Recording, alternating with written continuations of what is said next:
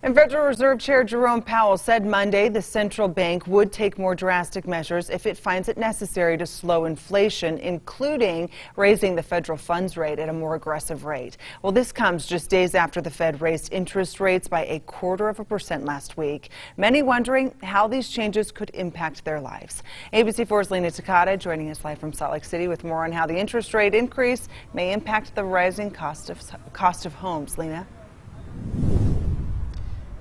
Emily, experts I talk with say the interest rate increase from last week most likely won't have much of an impact on the cost of homes short term. But fighting Utah's housing crisis will be an uphill battle.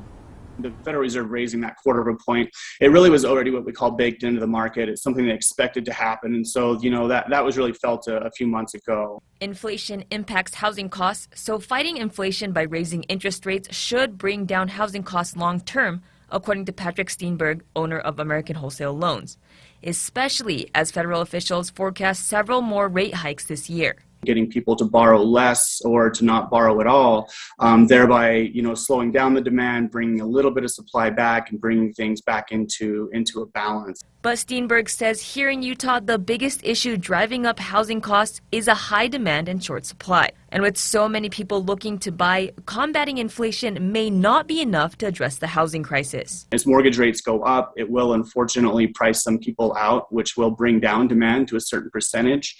It's just we're in a position right now where there's so many people on the sidelines that really want to purchase. With housing costs so high, many people in Utah continue to rent. If you are, a young family with small children and you want to buy a home, it's almost impossible to find something that works for your budget because the homes are so expensive. According to the National Low-Income Housing Coalition, there were over 290,000 renter households in Utah in 2021, a number advocates don't believe will come down anytime soon, along with the price of rent. Economically, it doesn't make sense to pay for rent $5,000 a month when you're going to lose this money, but people do not have a lot of options right now. A typical house in Salt Lake City costs nearly $600,000 according to Zillow. Live in Salt Lake City, Lena Takata, ABC4 News.